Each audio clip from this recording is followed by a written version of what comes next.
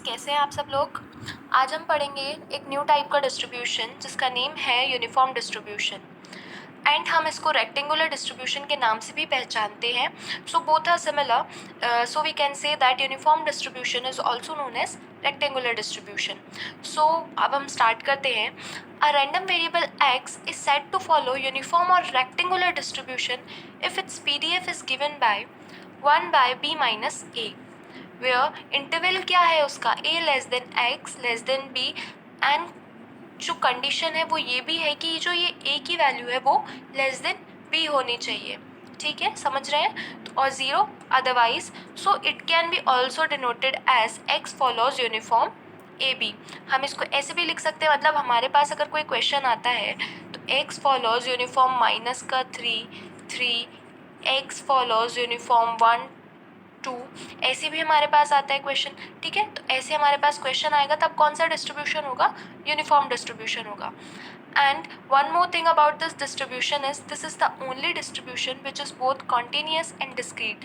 ये सारे डिस्ट्रीब्यूशन जितने भी अब तक हमने कॉन्टीन्यूस डिस्ट्रीब्यूशन पढ़े हैं, डिस्क्रीट डिस्ट्रीब्यूशन पढ़े हैं, उनमें से आपने देखा होगा कि आपने यूनिफॉर्म में भी डिस्क्रीट डिस्ट्रीब्यूशन में भी यूनिफॉर्म पढ़ा है और कॉन्टीन्यूस में आप भी पढ़ ही रहे हैं। तो ठीक है, ये किसकी स्पेसिफिक क्वालिटी है।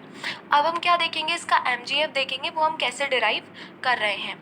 वी नो MXT को हम क्या लिखते हैं, expectation of e raise to power TX। Okay, तो and e raise to power TX को अब हमने ओपन किया, चूँकि ये कॉन्टीन्यूस डिस्ट्रीब्यूशन है एंड इंटरवल क्या है इसका, a less than x less than b। तो हमने इसका इंटरवल लिया a to b e raise to power TX fx dx। fx क्या है इसका, PDF, वो हमने लिख दिया b माइनस का a। देन इसका इंटीग्रेशन क्या है वो आपको इजीली समझ आ रहा होगा। और हमने क्या किया है, इसका इंटीग्रेशन किया, देन इसकी वैल्यूज लिमिट्स पुट की, तो हमारे पास MGF आता है 1 बाय b माइनस का a t e raise to power b t minus e raise to power a t. तो ये बहुत ही सिंपल है आप लोगों के लिए डिराइव करना। और अब हम क्या देखेंगे, इसके मोमेंट्स देखेंगे यूनिफॉर्म डिस्ट्रीब्यूशन के।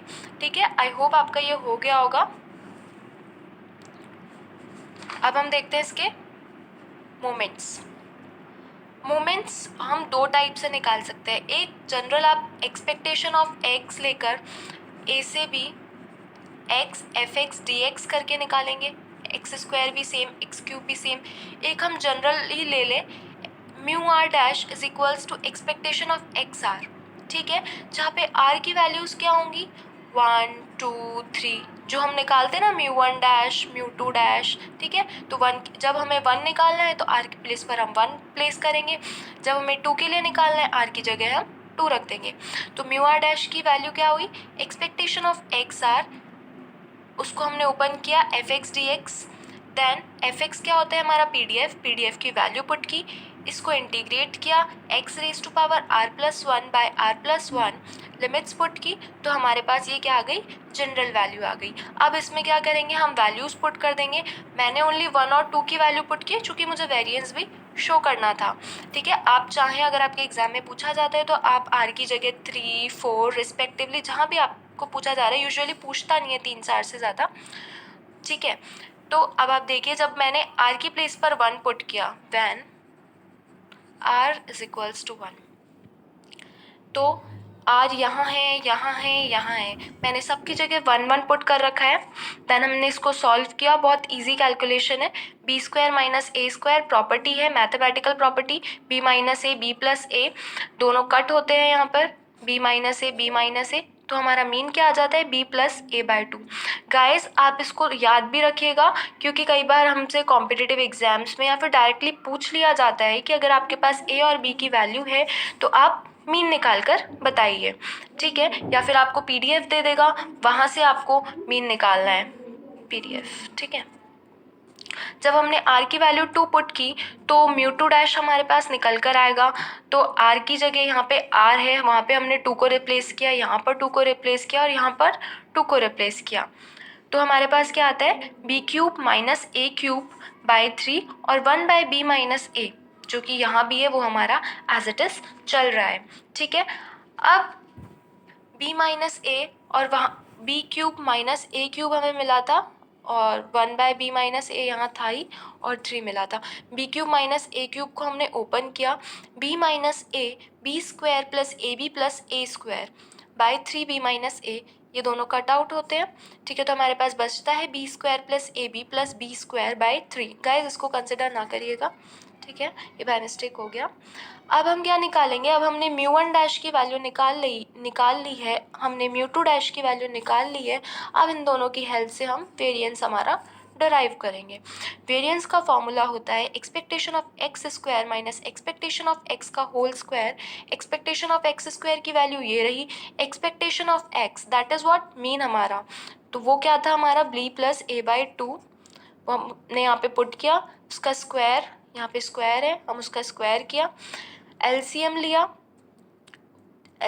तो हम 4b माइनस 3b, यहाँ पे b स्क्वायर बचता है, इन दोनों को करने पे माइनस का 2ab, और यहाँ पे क्या बचता है प्लस का a स्क्वायर 12 आएगा। और तो जब हमने इसकी ये क्या बन गया हमारे पास b माइनस ए का होल स्क्वायर। ठीक है, तो हमारे पास वैल्यू क्या आ गई 1/12 b माइनस ए का होल स्क्वायर। तो बहुत ही सिंपल कॉन्सेप्ट था यूनिफॉर्म डिस्ट्रीब्यूशन का। हमने वेरिएंस भी इजीली डिराइव कर लिया, हमने मोमेंट्स भी इजीली डिराइव कर लिए। आप अगर मोमेंट्स चाहें तो ऐसे भी निकाल सकते हैं, वरना हम जनरली करके, क्योंकि जनरल वाला भी हमारा बहुत इजी है, तो आप वैसे भी निकाल सकते हैं। अब हम क्या करते हैं, एक यूनिफॉर्म डिस्ट्रीब्यूशन का एक छोटा सा एग्जाम्पल देख लेते हैं। वो देखो, कंसिडर करा कि हमारे पास ये लाइन है और हमने यहाँ पे मार्क कर रखा है कुछ डिस्टेंस। ठीक है, यहाँ हमने डिस्टेंस मार्क कर रखा है। अब आप देखिए ये जो डिस्टेंस है इनके बीच का, वो क्या है, सब इक्वल है। ये भी एंड पॉइंट है, ये भी एंड पॉइंट है, मतलब सारी जो इंटरवल्स हैं वो यहाँ क्या है, इक्वल है। अगर आप चाहे इसके बीच का डिस्टेंस ले लें, चाहे तो इसके बीच का डिस्टेंस ले लें, सब क्या आएंगे आपके पास, इक्वल आएंगे। सो गाइस आई होप आपके सारे कॉन्सेप्ट्स इसमें क्लियर हो गए होंगे, आपको कोई प्रॉब्लम नहीं होगी। फिर भी अगर आपको कोई दिक्कत या प्रॉब्लम आती है तो आप सॉरी कमेंट सेक्शन में डालिए। धन्यवाद, और आप इसी तरह लाइक करते रहिए, सब्सक्राइब करते रहिए और अपने फ्रेंड्स को भी फॉरवर्ड कीजिए। Thank you.